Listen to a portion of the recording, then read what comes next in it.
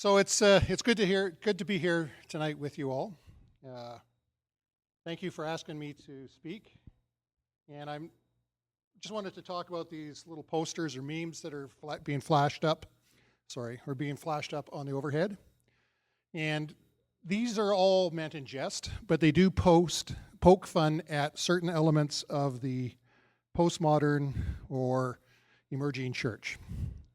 So they're meant in jest, but each one of these has a core thought that not all, maybe only some, but nonetheless, many emerging churches follow or believe. So Brian, if you could just flip over to the actual presentation. There's one that I haven't shown yet, but I'm going to start off the presentation with it. Now let me just first of all say, my intent here tonight is not to bash the people who belong to the emerging church movement. I am not here to criticize them. I'm not here to attack them personally. I'm only here to point out that there's a flaw in a methodology that they pursue. And it's not even their own fault, because we live in a society that now believes itself to be something that's called postmodern. Our kids especially are being brought up in a postmodern society and culture that is, they're steeped in when they go to school. And I'm going to talk about that in a moment. I also want to mention that the emerging church is not specifically one church. It's not even a denomination. The emerging church is a post-denominational organization or movement. They don't believe in labels. They don't like to apply labels to themselves. They don't like definitions. And so that's the challenge when you talk about the emerging church. But one thing I want to point out here is this one meme that I think is foundational to the emerging church. And this one says, "Wonder, hath God indeed said?" And it's got a picture of a serpent. And it's got a picture of a serpent for a reason, because it is the very essence of the problem with postmodernism and the postmodern church.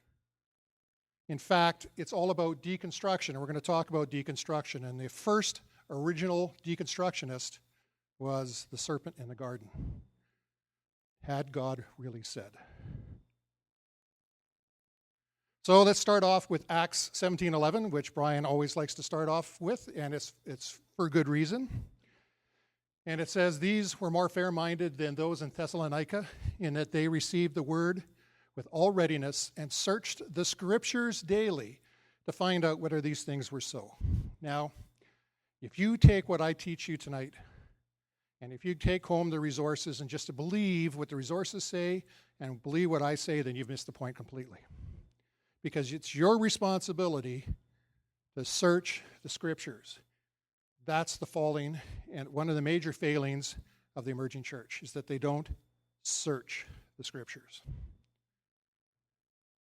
So what is emergent? Well, the emerging church, quite simply, is a movement that claims to be Christian. The term emerging church is used to describe a broad, controversial movement that seeks to use culturally sensitive approaches to reach the postmodern, unchurched population with a Christian message. That's the technical definition. Proponents of the emerging church movement believe that the movement transcends such modernist labels. They don't mind using labels when they're talking about things they don't like. Modernist, of conservative and liberal, calling the movement a conversation to emphasize the fact that it's evolving and changing as it goes. It's a conversation. Participants seek to live their faith in what they believe to be a postmodern society. But what does this mean? So here's the challenge. To define the postmodern church is to take Jell-O and to try to nail it to the wall. It doesn't stick. There is no such thing as this is the emerging church. When you talk about the emerging church, it's a signpost that looks like this, because it is made up of a broad spectrum of people with diverse beliefs, old and young, conservative, liberal, various church denominations, all have elements in them of the emerging church. So you can't point to any one thing and say that's the emerging church. You can't point to any one specific belief and say that's the emerging church. So I want to talk about cultural shift, because this is all about cultural shift. So early modernity, think of it as the Industrial Revolution or the Enlightenment. That was the Renaissance to the Industrial Revolution and the Enlightenment. Then we have modernity, which is the Industrial Revolution till the early 1900s. Now we have postmodernity, which is the period of mass media where we live in now. And there's challenges with this. But I want to talk about modernity and the Enlightenment first. We have to understand where we're coming from and how we got to where we are today. Enlightenment thinkers argued that reason could free mankind from essentially the boogeyman of religion. So the whole idea was they were looking for security, for absolutes, for sure knowledge. They viewed religion in general as being hocus pocus, being confusing. And in many ways, it was a reaction against the Roman Catholic Church, and in particular, the actions of the Jesuits. I don't know if you know anything about the Jesuits, but they are essentially anti-Reformationists. They were designed to go in and infiltrate as a fifth column Protestant denominations. They were to act like a Protestant, be like a Protestant, but they were subversive. So they caused a lot of angst and anguish and pain and suffering, all under the guise of religion. Now, modernity is fundamentally about order. So it's about rationality, rationalization, creating order out of chaos. It's also been called the age of reason. The assumption is that creating more rationality is conducive to creating order. The more rational your thought, the more ordered your thought, the better society will be. Safety from demons, boogeymen, which I've already talked about, and magical religious thinking. But now let's talk about the origins. There was a total rejection of the supernatural. This had to result because they were rejecting the whole concept of God. God is dead. There's a reliance on uniformitarianism. Uniformitarianism states that all things move at the pace that they've always happened. In other words, the rate at which atoms decay, or how the world erodes. The riverbanks erode at a certain pace. They've always done it based upon the flow of water. And so therefore, that's how they determine huge ages, so on and so forth, and evolutionary thought. We're the result of an evolutionary process. And everything that ever was and ever will be in the universe was the result of matter and matter in motion. What do I mean by that? Is that all we have is matter and energy, and it's in movement. So the Big Bang, whatever caused the Big Bang, according to science, resulted in expansion, which is movement, and of the stuff of the universe, which is matter.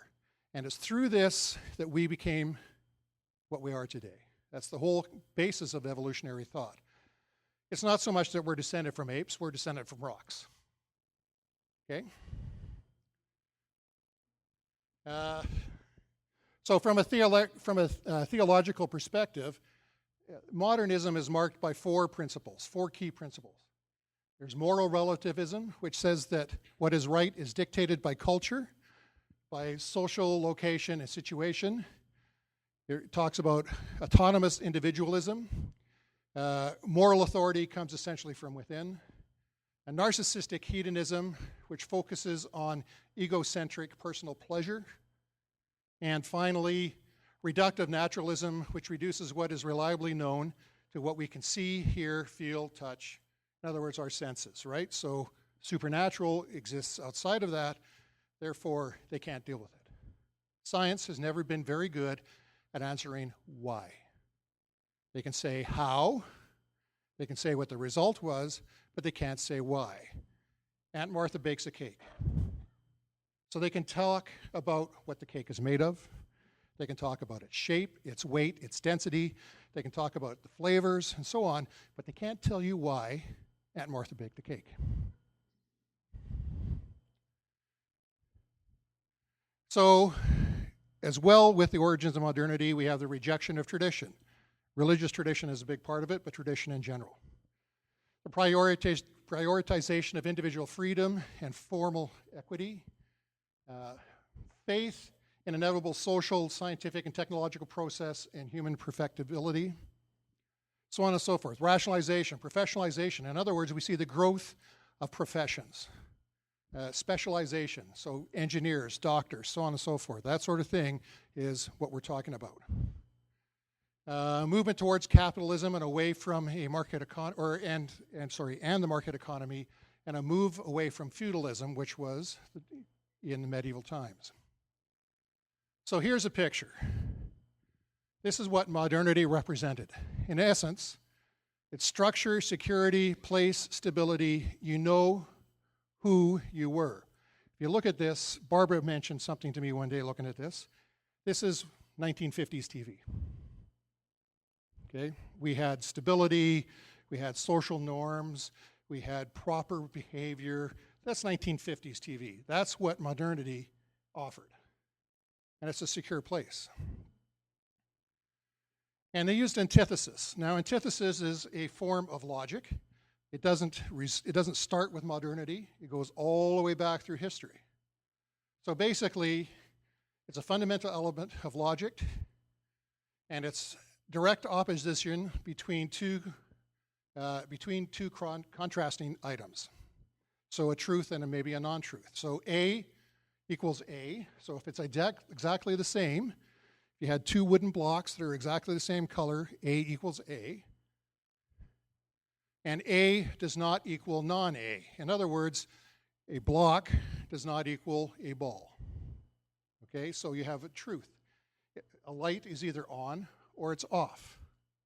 You can't have it on and off at the same time. It's not a product of the Enlightenment or the product of modernity. Historic Christianity requires antithesis to make sense. In the beginning, God created the heavens and the earth. There's 4 antithetical arguments presented in this very first verse of the Bible. The universe had a beginning versus eternally existing. Science used to teach that it was an eternal universe, but science now teaches that it had a beginning, the Big Bang. The Bible said all along it had a beginning. God exists versus there is no God. The Bible doesn't defend anywhere the existence of God. It's taken as an obvious fact. God created. The universe was created versus self-existing. So it didn't spontaneously create itself. It was created by God. So these are all antithetical arguments. And finally, the heavens are not the same as the earth. So defining the universe. Modernity was all about defining the universe to create that secure, safe, totally understandable world that we lived in. Absolute. Let's talk about an absolute. This is a concept that is not modifiable by factors such as culture, place, time, your personal views. An absolute is an absolute. It's perfect and unchangeable. It's the antithesis of relativism. Relativism says that what you believe is relative to what you've experienced, for example. That's relativism. Absolutes are completely rock-solid foundational things. This is what they were looking for in the modern age. So they went to define what's inside and outside of the box. Science wanted to know what was in the box, how to define it. They also wanted to know what was outside of the box. But the problem was that they took religion out of the picture. Let me define it differently. They took the Bible outside of the picture.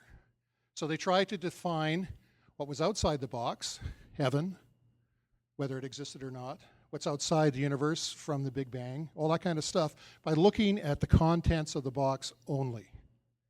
So all they had to look at was what we have around us, our 5 senses. You cannot scientifically measure a miracle.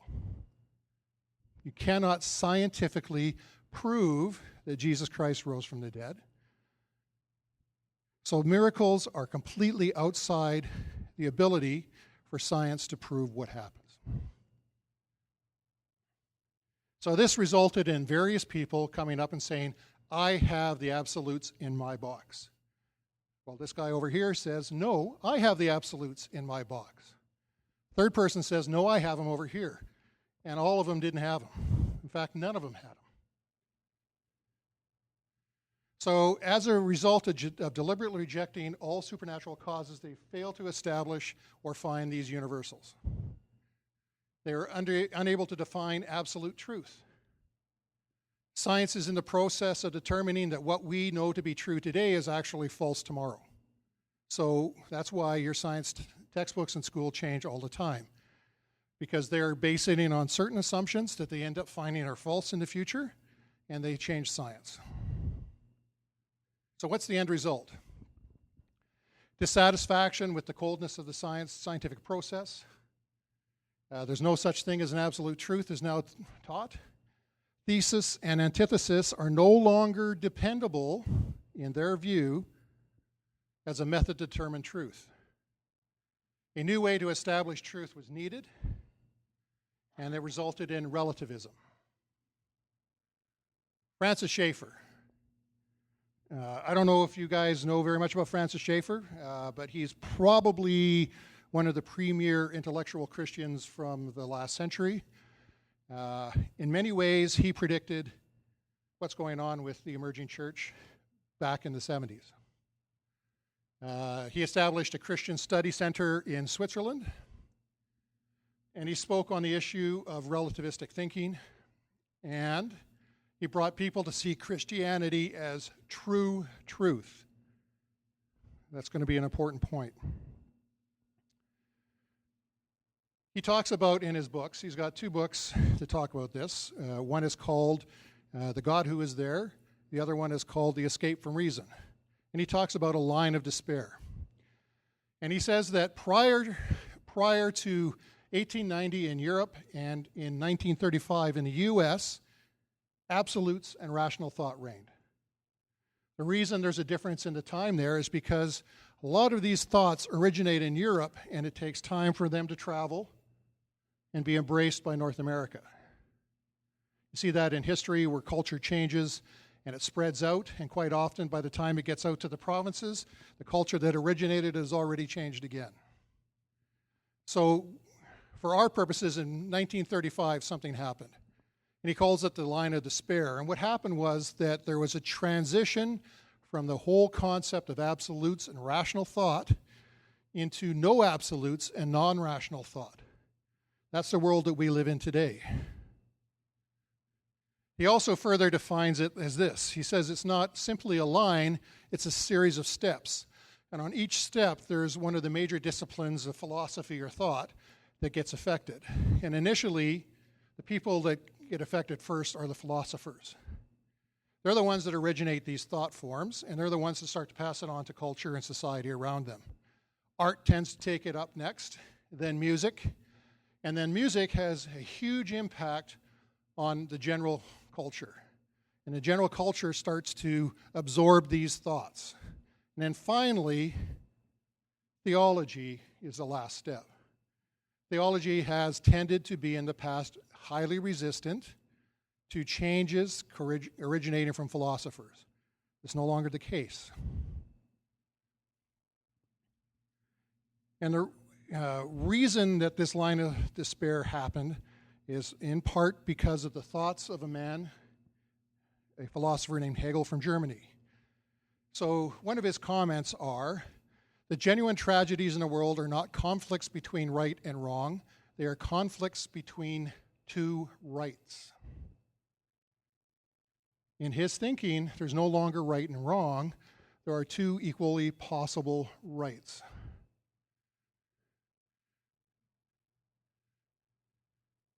A German philosopher, he opened the doorway to the line of despair through his dialectic method. We're going to talk about that because it's probably a great tragedy that he came up with this. So the dialectic is the principle of change which takes place by means of triadic movement. I'm going to explain that.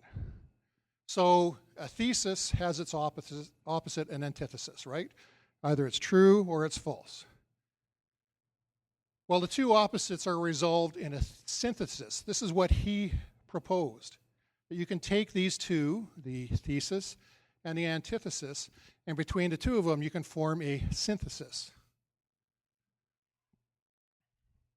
So a synthesis is a combination of partial truths of a thesis and an antithesis into a higher stage of truth. It always interests me when I see higher stage of truth, more pure reasoning. People use these words to explain that this thought process is somehow better than what we've had before, when in actuality, it's a step below. It's a compromise. A radical and profound shift in how truth is perceived. Antithesis is no longer the key. Two opposites can now be true simultaneously and rubbed up together with each other to form a new truth, a synthesis. Here's the picture of how it works. So you got a thesis, which is an ideology, a way of thinking. You've got an antithesis, which is the opposite way of thinking. And through conflict, there is a synthesis or a compromise. And the move is always a shift in position that people will accept. Sometimes they propose syntheses that are too far for society to accept and are not picked up. But a successful synthesis always shifts the people more to the center in this case, or over from where they were. So it's a compromise. It's not necessarily a truth, it's a compromise. Oops. So what happens then is that synthesis then becomes a new thesis, and another antithesis is brought up against it. There's more rubbing together, more compromise occurs, and a new synthesis is found, and so on, and so on, and so on. Now, by using the dialectic, he argued that there are many different views of the world. None of them should be thought of wholly correct or incorrect in exclusion of the others.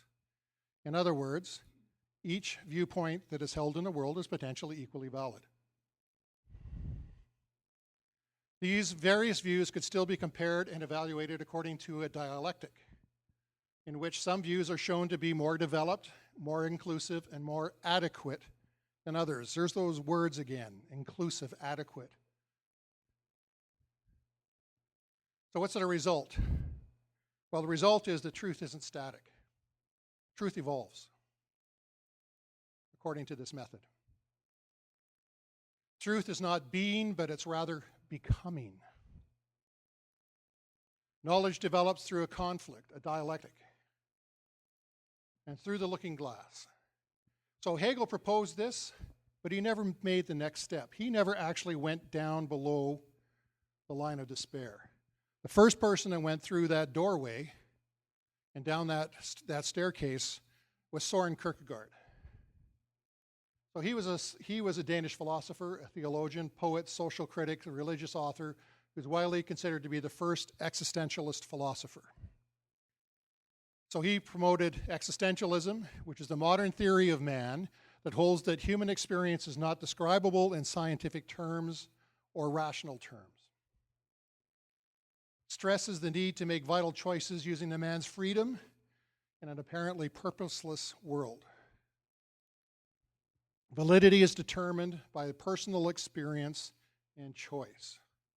So not only do we have the dialectic, we now have personal experience as the metric by which things are judged. They're the ones who pick and choose their own values and morals. To them, choice is everything. Each person lives according to different choices, morals, which each person alone defines. And they do not believe in actual right and wrong choices, because they believe that for every choice made, one can assume the person has chosen what they felt was right for them. So Kierkegaard suggests the defeat of rationalism and logic by the irrational, the illogical, the emotional, and the spiritual. So why am I talking about this? Because when you take the loss of absolutes, when you take the dialectic method, and when you take existentialism and you put them all together, you come up with postmodernism. So historians and philosophers question the representation of history and cultural identities. In other words, what happens is, in postmodernism, people start to question the history books. They start to question what they've been taught. For example, in a history book, well, who wrote the history book? Why did they write it? What was their viewpoint? How do we know that what they wrote is true? Maybe something else actually happened. We weren't there. This is the thought that starts to happen. History is only accessible to us in a narrative form. In other words, you only get to read it. History requires representation, mediation in narrative, story form, and coded as historical. In other words, you have to interpret history according to postmodern thought. So here's a picture of postmodernism. You get to create who you want to be. So we have a huge amount of impact that's going on in our society. Impact of information technologies, basically. Consumerism is all. Globalism is narrowed time and space. Search for truth. Modern age has lost the Enlightenment. Fragmentation of social life, people less likely to follow rigid ideology. Greater pluralism in modern life, no absolutes. Culture and structures are fragmented, less predictable. Transversation of the self, you get to pick and mix. In other words, what gender do you identify as? Traditional labels and categories lose relevance. Confusion, lack of structure, and incessant choice. This is a major part of the ails of the world that's going on around us. If you just look at it from this standpoint, take the whole spiritual aspect out just to start. This is what's wrong. Then you take in the whole spiritual aspect, and you can see where we're heading. But just on a society thought, this is what's going on. This is why we see university students rebelling the way they are, especially in the United States. That's why they're looking for safe spaces where they can promote thought that they want, but nobody else can interfere with. It's because they are creating who they want to be. So we have the dissolution and the transparency of history and tradition. Multiculturalism is promoted. As Canadians, we should understand that multiculturalism is not a good thing. The United States, for many years, has been considered a melting pot. People move to the United States, and they become part of the American culture. In Canada, they move, and they live in enclaves of their own nationality, and there is no melting pot. Shift from universal histories, history and identity politics. So in other words, who can write history for whom, for what standpoint? Now, modernity versus postmodernity, just to contrast them. Modernity had order. Postmodernity is about fluidity. There was clear distinctions. Now there's negotiable meaning. There was predictability. Now there's uncertainty. Rational progress. Now we have irrationality. Control, disorganization. Future orientation versus present orientation. What I mean by that, modernity always used to look towards the future, progress. Current thought, postmodern thought, is all about our present condition. They don't look at the future.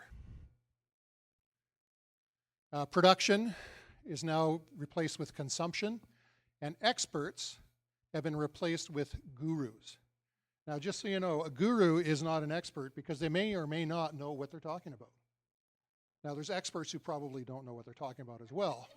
But nonetheless, an expert and a guru is not the same thing. So deconstructionism is a part of postmodernism. So postmodernism is a worldview. Postmodernists believe the truth is created by the life story of the individual. And they use deconstructionism as a form of literary criticism. They will look at books and deconstruct it, trying to figure out what it really says, whether this is true, whether that is not, and they filter it through their own perceptions. Postmodernists might say, I have my truth, and you have your truth. It's true for me, but it's not true for you. Or it's true for you, but it's not true for me. I'm pretty sure all of us have heard that. In other words, in a certain sense, you create your own reality. Again, no absolute truth. And they challenge social constructs. Again, gender is perceived as a social construct. A social construct is something that society imposes upon the people from their viewpoint.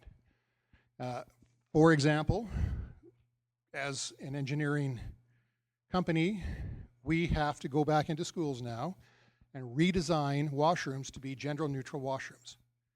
Now, this has been decreed by the government, something we have to do. But what's interesting is when you talk to the architects who are dealing with these school divisions, a school division of 6,000 kids has 1 or 2 kids who have gender identity issues. They're making the entire school system do whatever it takes to make these 2 kids happy. But the problem is, these 2 kids are switching their gender identity on a weekly basis.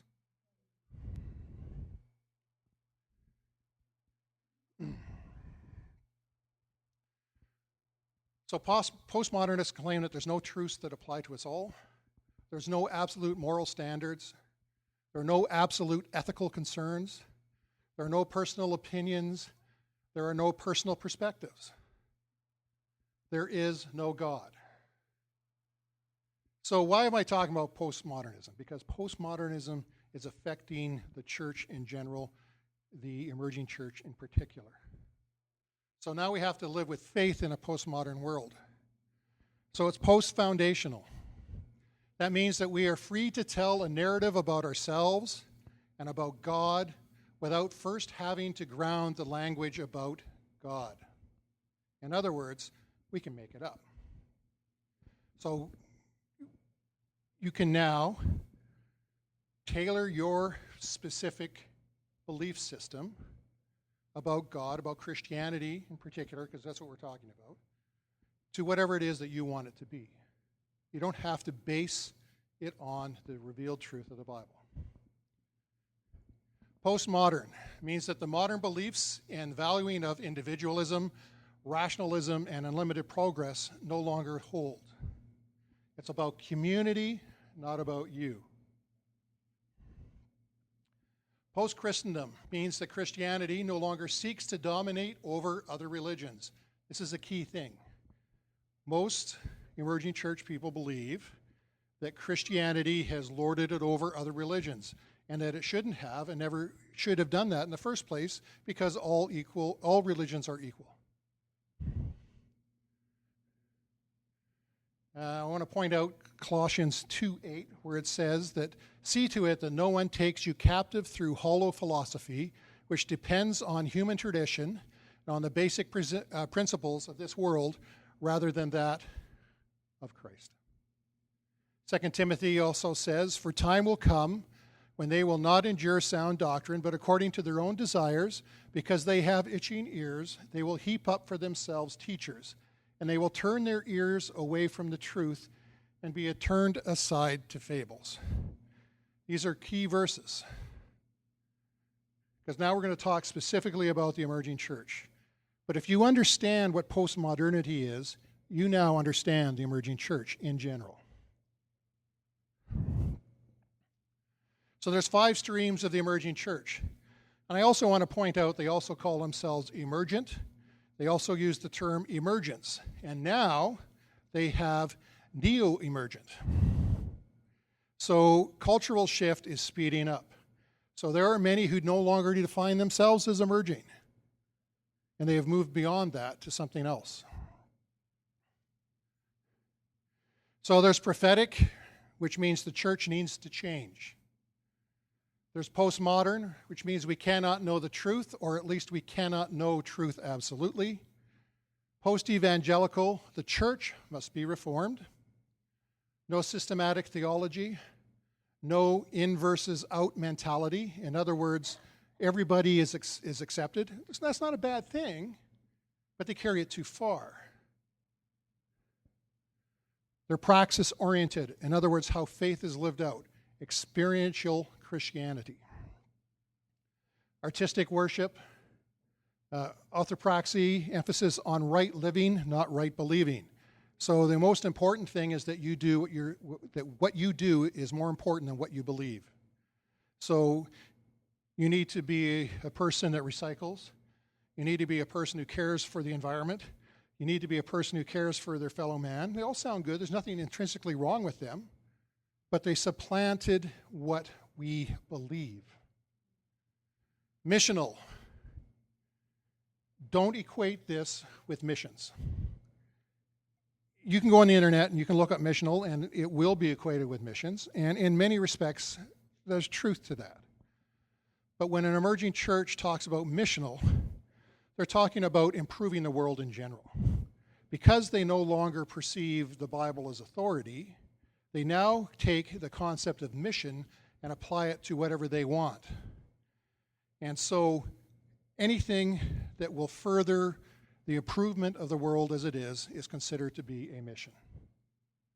Okay, anything that improves. Let's get back to that. And political. Typically speaking, not all, but typically speaking, they tend to be left liberal Democrats, especially in the States, liberal Democrats. So the roots of the emergent church are essentially liberalism, social gospel, postmodernism, skepticism, and emergent. So there's a de-emphasis on doctrine, openness to new ideas, and seeking community, and participatory worship. They also shape theology to suit the culture, and then they adapt methods to reach the culture. In other words, one of the complaints that emergents have is that we are not reaching people around us. There's truth to that. So what they do is they take that verse where it says to be in the world and not of it, they change it to be in the world and be of it. And so they are literally in the culture, behaving as the culture, and still trying to theoretically point the way to Christ. 10 common traits. The awareness and attempt to reach those in a changing postmodern culture. That's a good thing. A broader approach to worship using candles, icons, images, sounds, smells, etc. So their form of worship versus what traditionally goes on in most churches is radically different. In fact, it's almost sensory overload. And when you start to use sensory overload, you can start to basically program thought. Inclusive approach to various, sometimes contradictory belief systems. That's because it's a synthesis, right? Two truths. An emphasis on experience and feelings over absolutes. You are the sole source of what is right and true. So for you, right? So therefore, your feelings and your experience are predominant. Concentration on relationship building over proclamation of the gospel. So building relationships is a good thing. There's nothing wrong with building relationships. In fact, that's where most ministry really does come from. It's relationships. But when it's the sole point and they don't proclaim the gospel, they're missing something. Shunning stale traditionalism in worship, church seating, music, etc. So they think that traditional forms of church are stale. De-emphasis on absolutes and doctrinal creeds. A re-examination of the Bible and its teachings.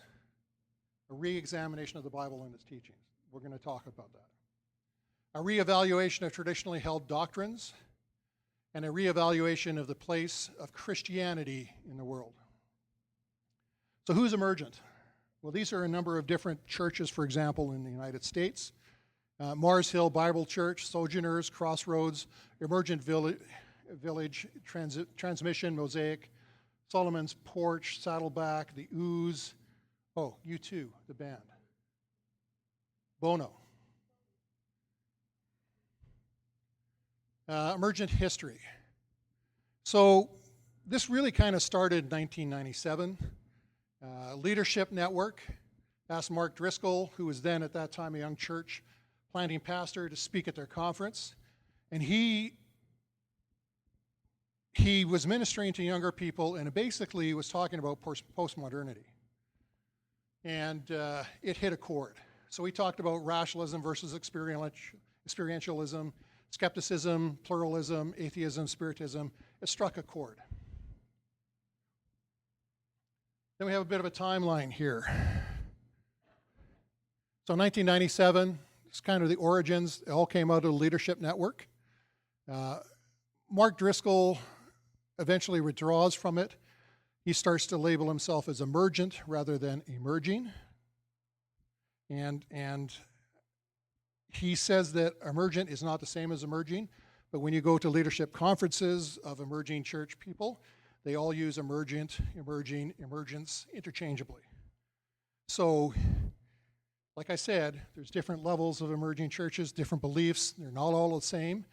He's more biblically centered than many of them, but he still has emerging beliefs. The person that took over the Young Leaders Network was a fellow named Doug Plaggett. He's a key person in the emerging church movement. Then you have the formation of the Ooze, Solomon's Porch, Emerging Village founded, so on and so forth. Brian McLaren, he's kind of the guru of the emerging church. You have Rob Bell, who's kind of the prophet of the emerging church. He's very good at videos. I don't know if you've ever seen any of his products. He's extremely talented at conveying the message that he wants. The problem is the message. 2005, Carson writes about becoming convergent. And so 2009, everything's taking off. By the way, emerging, a lot of people, like I said, now identify themselves as post-emergent even. So it's always in flux. I'll just go back to this. Leadership Network. Leadership Network also sponsored Rick Warren, many of the church growth type or mega church pastors. And it's if they're opposite sides of the same coin.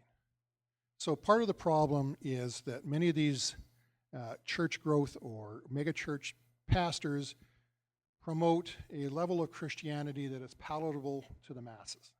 In other words, they take the hard teachings out of the scriptures, saying, we'll teach that to them later. Let's get them in the doors now. Doesn't work.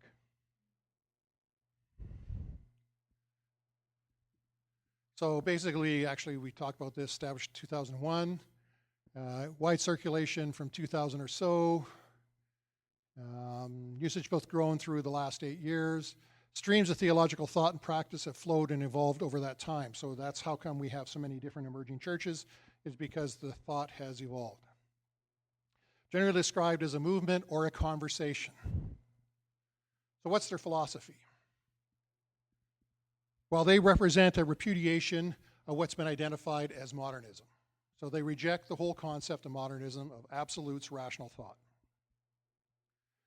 While postmodernism itself a contested category, their leaders clearly understand themselves to be affected by, if not fully embracing, postmodernism.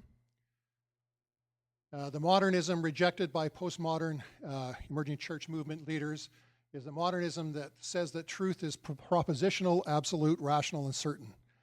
So if you're a cool person in the emerging church, that means that you reject the whole idea of certainty.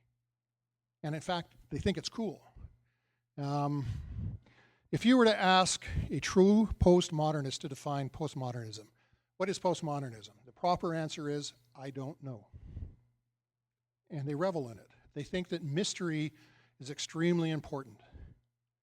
They don't like the idea of certainty. In fact, they think that certainty is arrogance, and they think that this is the result. The result of arrogance is many of the woes that we experience in the world today.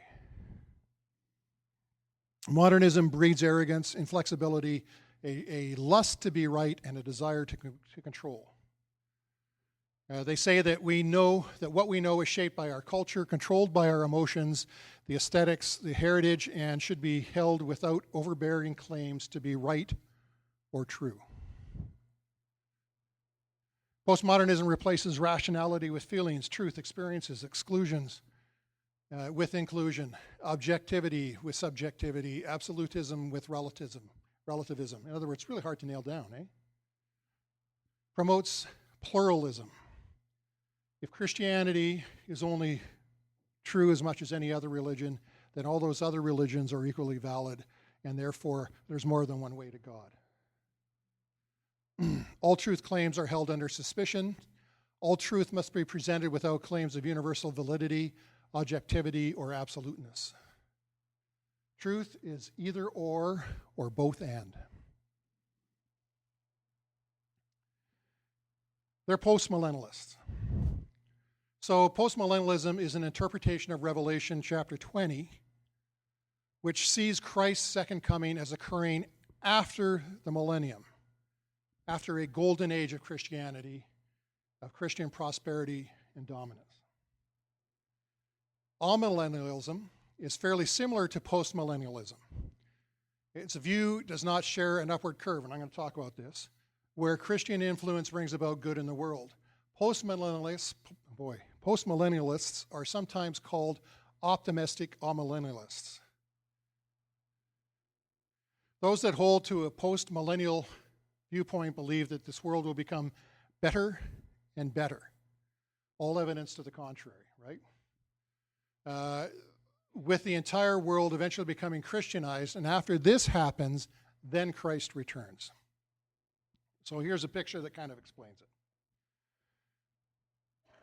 Premillennialism, which is historical Christianity, is on the bottom. Postmillennialism is on the top. This is a timeline. Here's the crucifixion of Christ.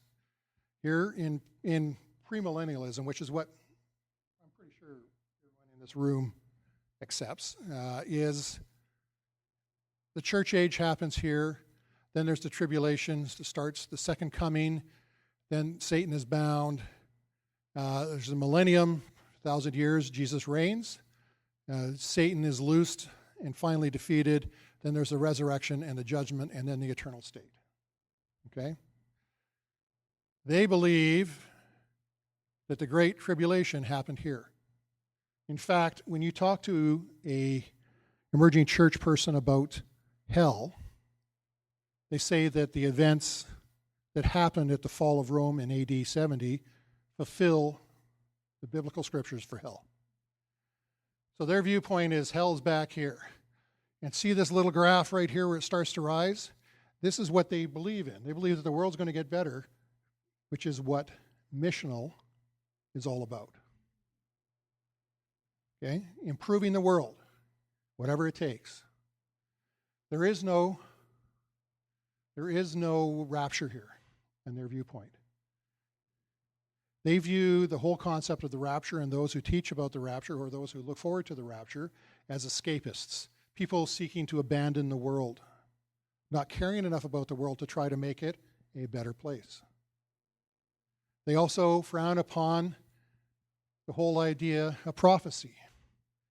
They don't believe in the future events. They don't believe in the millennium, the tribulation, and so on and so forth, because all those events have already happened. They frown upon the teaching of prophecy. So why this particular philosophy? Well, it's a way to reach people who are outside of Christianity or people who have diverse beliefs. If you soften the whole concept of sin, of having to pay for your sin, of Christ being the substitutionary sacrifice for sin, you soften all of that, it starts to become more and more acceptable to those in the world. It's a way to accept all religions are alike and no religion is false or to be criticized. And this one as well, it's a way to justify my own lifestyle. So therefore, if sin really isn't that bad, then I can do it. So what's the result? Basic Bible doctrines are rejected or reinterpreted. The cross, sin, hell, holiness, homosexuality, all reinterpreted. Sins are no longer sins. Sins are no longer condemned. Members of the emerging church movement become like this world to reach the world. One ECM leader, Mark Driscoll, is known as the cussing pastor. In other words, he swears a lot while he's preaching. All religions are accepted. There's no moral absolutes. We no longer see things in black and white. We see them in color. There's an interesting quote coming up. Eastern mysticism, Christian yoga, and meditative prayer is used to connect to a universal consciousness. He emphasizes sermons and preaching. In fact, they do church in the round quite often. Church in the round is, sofas put in a circle. It's a coffee house type of atmosphere. Somebody gets up and talks. There's an open conversation. Conversation is a dialectical method which leads to a change in position and compromise. So they have a distrust of Scripture. They conform to the world of universalism. In other words, everybody's going to get to heaven. Rob Bell has a book out called Love Wins. It's an interesting read. He says that everybody is going to get to heaven. The lost think that they are saved, false conversions. So, we're going to look at some quotes, as I said. Brian McLaren believes that the whole idea of the penal substitution is cosmic child abuse. He doesn't believe that Christ paid the price for our sins and that God wouldn't do that. He says it's false advertising for God. And he rejects hell because hell would show that God uses coercion and punishment like any other worldly kingdom. Therefore, it's false advertising as well for God. Christians condemned for believing and following God's word.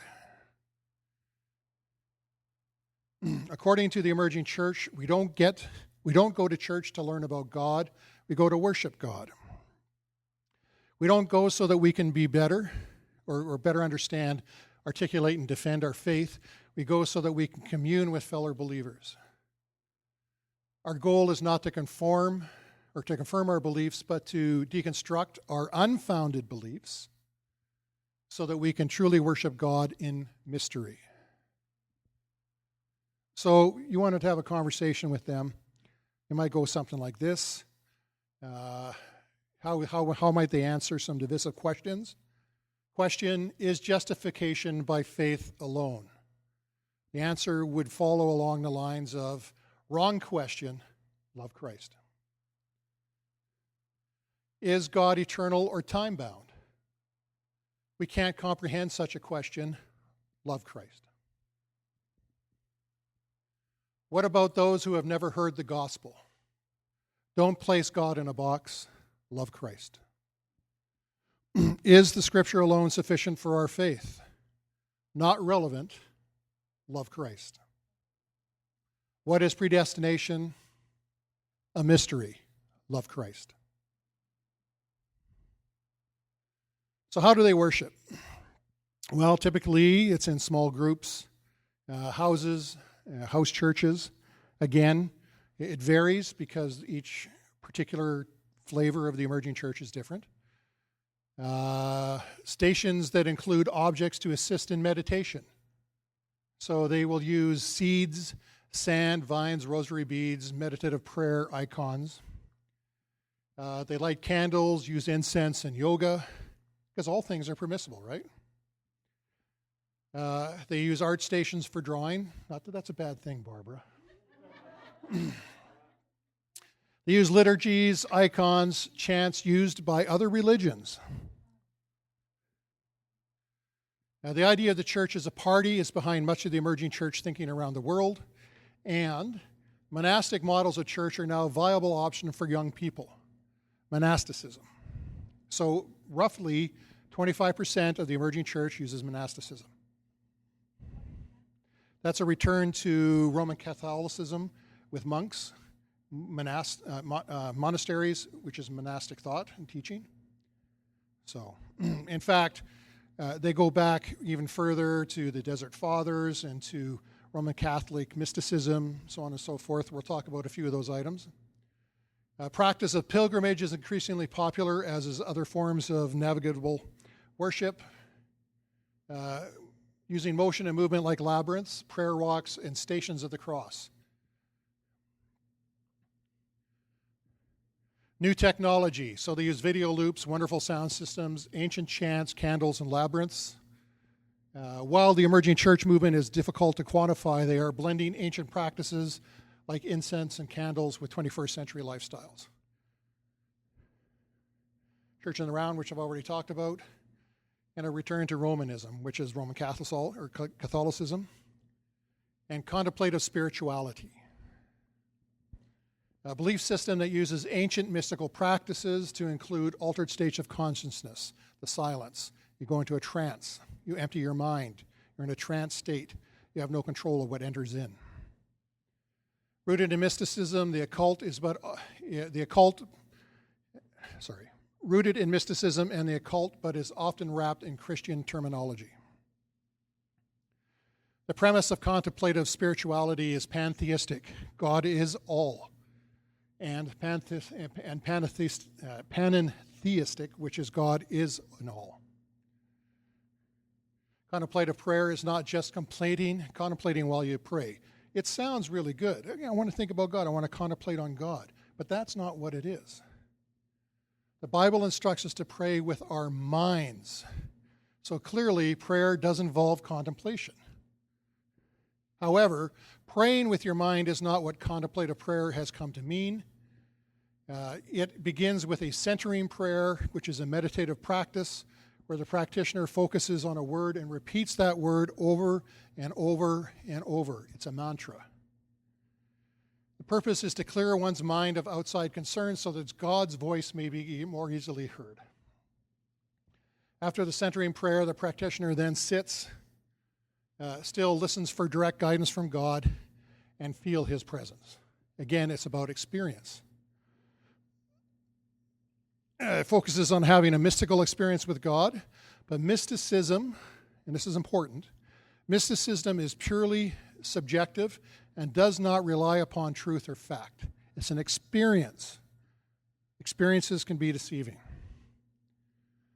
Walking a labyrinth. In walking a labyrinth, the walker meanders through each of the four quadrants several times before reaching the goal, which is the center. An expectancy is created as to when the center will be reached, and at the center there's a rosette design in this particular type of labyrinth, which has a rich symbolic value, including that of enlightenment. So, in other words, you walk through this labyrinth, you contemplate on your life, you contemplate on the trials and tribulations that you're experiencing, and you're looking forward to this mystic encounter with God in the center. You're looking forward to meeting the Christ, half man, half God. But this is taken completely out of mythology. There is a labyrinth talked about in mythology. So, in this labyrinth in mythology, you walk through, fighting your way through this labyrinth. Maybe you'll get out, maybe you won't. And at the center, you do indeed meet half man, half God, the Minotaur. This is where it's taken from.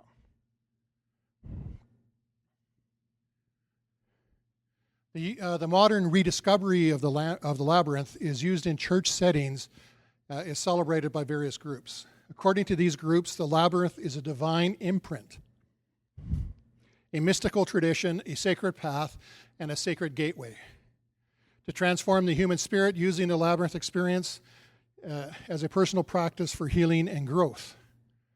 It's for community building, global peace, a metaphor for the blossoming of the Spirit in our lives. That's what they believe. So how do we best define the emerging church? Well, I can talk about it, or I can let you see what they say about themselves, which is probably far more important. Rick Warren. Many Christians use breath prayers throughout their day. You choose a brief sentence or a simple phrase that can be repeated to Jesus in one breath. Contemplative prayer. When the disciples wanted to talk about prophecy, Jesus quickly switched the conversation to evangelism. He wanted them to concentrate on their mission in the world. He said that, in essence, the details of my return are none of your business. What is your business is the mission I've given you. Focus on that. Gospel according to Rick Warren. If you want Jesus to come back sooner, focus on fulfilling your mission, not figuring out prophecy. Go back to that image of postmillennialism. That's what that is. Tony Campolo, going to heaven is like going to Philadelphia. There are many ways. It doesn't make any difference how we go there. We all end up in the same place, a different take on morality. Also, Tony, on the other hand, we are hard-pressed to find any biblical basis for condemning deep love commitments between homosexual Christians as long as those commitments are not expressed in sexual intercourse. We want to see God at work converting society, converting the systems so that there aren't the racist overtones, the economic injustices, and the polluting of the atmosphere. That's the social gospel that is improving the world. I learn about Jesus from other religions. They speak to me about Christ as well, and I'm not convinced that Jesus only lives in Christians. Brian McLaren. So if you want to know what he believes, all you got to do is read the title to his book, the subtitle to his book, A Generous Orthodoxy, which says, Why I Am a Missional, Evangelical, Post-Protestant, Liberal, Conservative, Mystical, Poetic, Biblical, Charismatic, Contemplative, Fundamentalist, Calvinist, Anabaptist, Anglican, Methodist, Catholic, Green, Incarnational, depressed yet hopeful, emergent, and unfinished. That's confusion.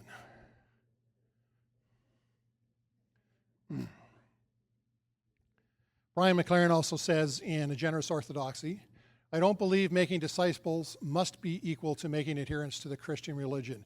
It may be advisable in many, not all, circumstances to help people become followers of Jesus and remain in their Buddhist, Hindu, or Jewish contexts.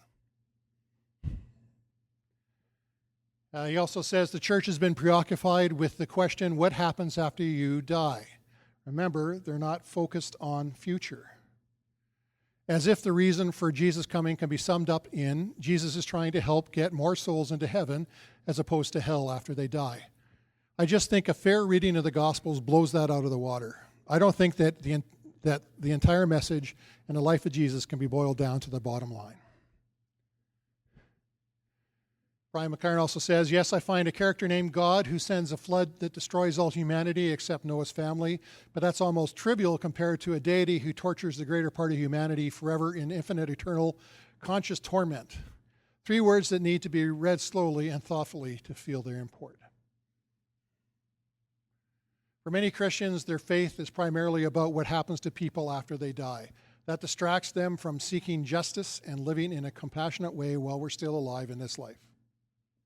Nothing wrong with living in a compassionate way while we're still alive, but we do have an eternal destination. We need to go back and take another look at Jesus' teaching about hell. For so many people, the conventional teaching about hell makes God seem vicious. That's not something we should let stand. In this light, a God who mandates an intentional supernatural disaster leading to unparalleled genocide is hardly worthy of belief, much less worship. How can you ask your children to honor a deity so uncreative, overreactive, and utterly capricious regarding life? The dream of God is being realized. God's dream for humanity is a scandalously inclusive community that includes not only Christians, but also Jews, Hindus, Muslims, and any other people who have a personal faith relationship with God, whether they know him as Allah, Vishnu, Yahweh, or whatever, and who follow the ethics of the Sermon on the Mount. Well, if they don't know the ethics of the Sermon on the Mount, how can they follow them? Rob Bell, we reshape our God, then our God shapes us. So in other words, they reshape God. They reshape Scripture. This is about homosexuality. We're moments away. I think culture is already there, and the church will continue to be even more irrelevant when it quotes letters from 2,000 years ago as its best defense. This is a long quote, but this is an interesting quote. What if tomorrow someone digs up definitive proof that Jesus had a real, earthly, biological father named Larry? And archaeologists find Larry's tomb and do DNA samples and prove beyond a shadow of a doubt that the virgin birth was just a bit of mythologizing that the gospel writers threw in to appeal the followers of the Mithra and Dionysian religious cults, which were hugely popular at the time. Whose God had virgin births? Could you still be a Christian? Is the way of Jesus the best possible way to live? In other words, what he's saying here is, so what? If they dig up some guy who happens to turn out to be Jesus' father, that shouldn't affect you. Just because he wasn't born of a virgin, that shouldn't matter. Christian Bell, which is his wife, I grew up thinking that we have figured out the Bible, Christian says, that we knew what it means. Now I have no idea what most of it means, and yet I feel like life is big again, like life used to be black and white, and now it is in color. Again, color. Tony Jones, who's also a leader within the Emerging Church, this is about our belief that theology changes. The message of the gospel changes. It's not just the method that changes. I think the Bible is an effing scary book. Pardon my French, but that's the only way I know how to convey how strongly I feel about this. In any case, I now believe that the gay, lesbian, bisexual, transgender, queer movement can live lives in accordance with biblical Christianity, at least as much as any of us can, and that their monogamy can and should be sanctioned and blessed by the church and state. Some people today find it compelling that some great cosmic transaction took place on that day 2,000 years ago, that God's wrath burned against his son instead of me. I find that version of atonement theory neither intellectually compelling, spiritually compelling, nor in keeping with the biblical narrative. I don't know if he's ever read the Bible or not. Emergent doesn't have a position on absolute truth or on anything for that matter. Do you show up at a dinner party with your neighbor and ask, what's this dinner party's position on absolute truth? No, you don't, because it's a nonsensical question. Shane Claiborne. So for those of us who have had nearly given up on church, we may take comfort in the words of St. Augustine. The church is a whore, but she's my mother. She's a mess, but has many illegitimate children, but she is also our mama. Shane Claiborne also says there are extremists, both Muslim and Christian, who kill in the name of their God. When was the last time you heard about Christians blowing up an airplane? My goal is to destroy Christianity as the world, this is Erwin McManus. My goal is to destroy Christianity as a world religion and to be a recatalyst for the movement of Jesus Christ. McManus, author of a new book called The Barbarian Way, said in a telephone interview, some people are upset with me because it sounds like I'm anti-Christian. I think they might be right. Josh Reich said, some of the values of the emerging church are an emphasis on emotions, global outlook, a rise in the use of arts, and a rise in mysticism and spirituality. He also said, church should be like a dance club. Leonard Sweet, unitary thinking, the highest level of understanding reality, opens us up to a wider sensory realm and mystical dimension of the divine. It also heals the divisions that separate us from one another and life's highest values. A surprisingly central feature of all the world's religions is the language of light in communicating the divine and symbolizing the union of the human with the divine. Muhammad's light-filled cave, Moses' burning bush, Paul's blinding light, Fox's inner light, Krishna's Lord of Light, Bohem's light-filled cobbler shop, Platonius' fire experiences, Bodhisattvas, with the flow of Kundalini fire erupting from their fontanelles and so on. I don't know what all that means, but it's certainly taken from a whole bunch of mystic religions. By the way, Kundalini. Spend some time on YouTube. Look for a video called Kundalini Rising, and you'll be astounded. It's terrifying. The danger of the emergent. Dangerous because they claim to be Christian followers of Jesus Christ and believers of the Bible. They claim that. They say they accept the Bible. They even say they accept truth, but their actions and their words spoken afterwards show that they don't. They have a different meaning of truth, a different view of Scripture, a different view of God, a different view of Jesus, a different view of man,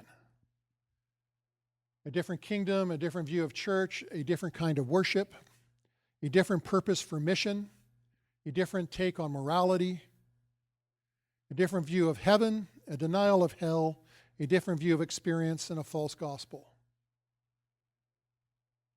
God's truth versus emerging belief. God's truth talks about the Trinity. They talk about pantheism. Sin separates, but they believe in universalism. Jesus equals the cross in God's truth. In theirs, Jesus is just another teacher. Last days, that's what the Bible talks about. They talk about dominion. They talk about improving the world. Salvation versus enlightenment. Judgment versus inclusion. Judgment's a nasty word nowadays, but judgment is simply God revealing his truth and making a pronounced judgment upon what he has spoken. Inclusion is counter to that. They don't like the idea that only so many people are going to get to heaven. And it's just a function of the fact that we turn our back on God. They don't like that idea. They think everybody should be there. Authority word versus discussion. They reject authority. In fact, if you ask them who their leaders are, they say we don't have any leaders, but Brian McLaren, Rob Bell, so on and so forth, Erwin McManus, they are known as their leaders.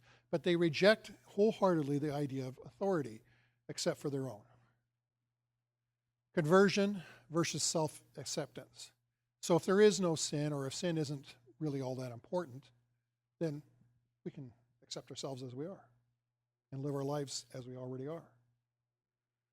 Repent and believe versus experience. Certainty versus uncertainty.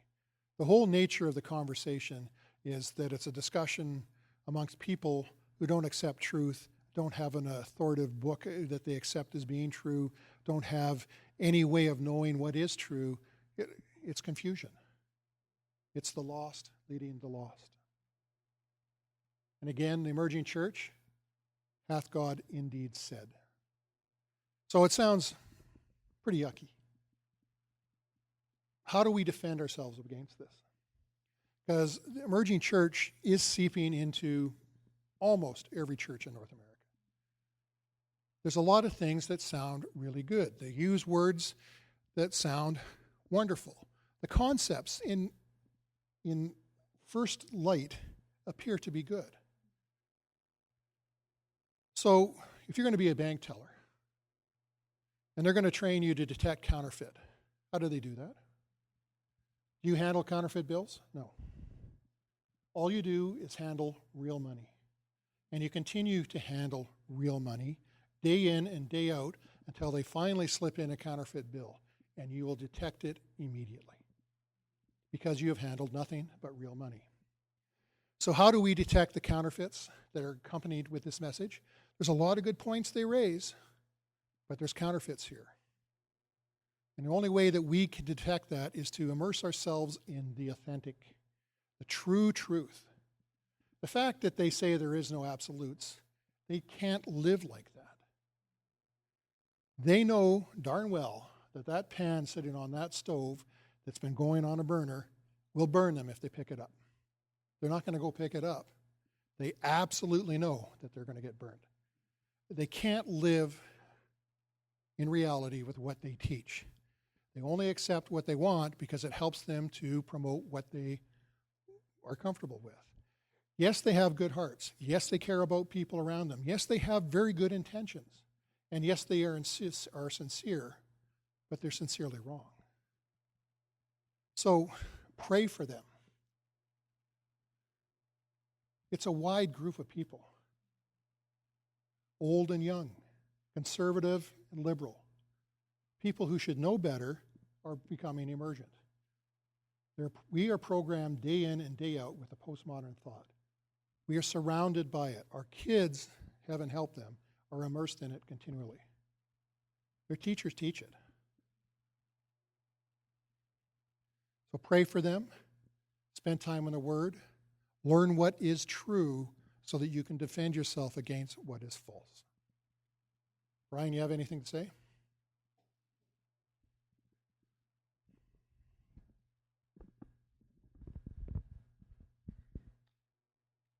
Thanks, Noah. Wow, hey? Did anybody learn anything tonight? Yeah. Is there anybody here who'd like to share something that stuck out particularly to them? You're welcome. This is just a small group of people. I'll bring the mic to you so we can all hear. Anybody? Excuse me. What's ooze? I want to know what ooze is. On internet? Okay, ooze you can look up on internet. Anybody else? Questions?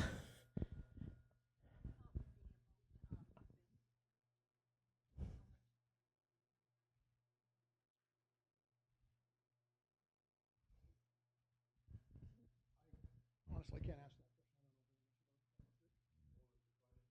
answer. About Bethel Church. It's so available on the internet and people can watch it in their homes. And what is his take on Bethel Church? You want to answer that, Brian?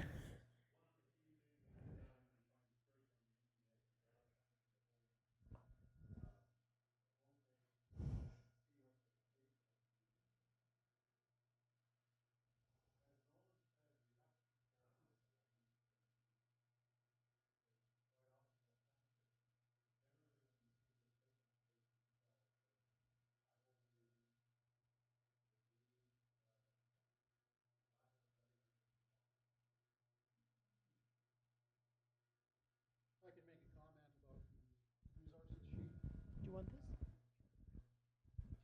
Just a comment about the resources sheet. Under YouTube, the first one, Emerging Church Documentary. It's a 3-hour video, but well worth it. Well worth it. They interview the emerging church people, and they give counterpoint to it. It's very informative.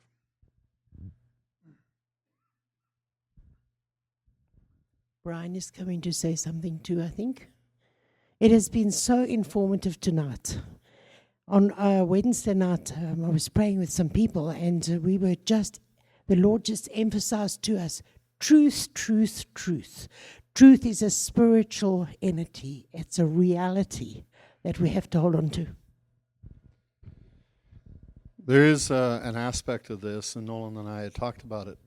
In September, when I speak again, I'll probably speak about the foundation that was laid, just expanding a bit on what Nolan shared, in the universities, which has influenced a lot of these leaders and a lot of our political leaders, and the thoughts that came in. And we are seeing the full fruit of that today with people like Oprah Winfrey, which has technically the largest church in existence, because the number of people that follow her is absolutely amazing. And she has such a warped view of the Bible that she says, for example, I cannot accept a God who is jealous, therefore Christianity is no good anymore. And she brings in these New Age gurus. And I like the way Nolan distinguished between expert and guru. It's actually very scary how people will follow a personality rather than Jesus Christ or follow what the Bible says. A large part of what you heard tonight is people saying you can dismiss everything in the Bible. It's irrelevant. The comment, for example, about anytime the disciples asked about the second coming, Jesus said, none of your business. I've read the Bible. It's not what I get out of it. In fact, what's the whole last book about? And reread the book of Jude, because if the book of Acts is the act of the apostles, the book of Jude is the act of the apostates. And it speaks of this time. The Bible speaks of it. You and I are responsible to be on guard. And in September, I do want to speak to this again because our kids are getting slaughtered in the universities. with what they are being taught. And when you understand how it crept in, you'll also understand our whole political system and how someone like Obama could deconstruct the United States. How someone like Trudeau is all he worries about is power, and he doesn't care what impact he has on people.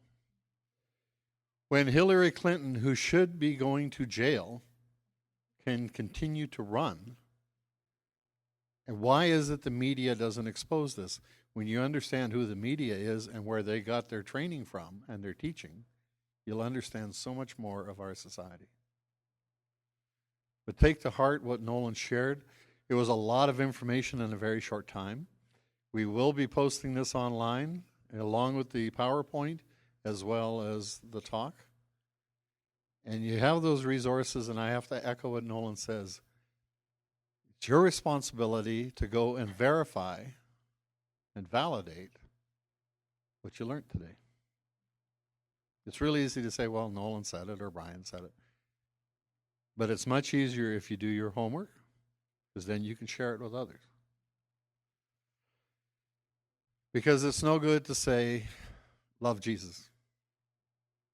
That's not an answer that people are looking for. Is it true that we should love the Lord? Absolutely.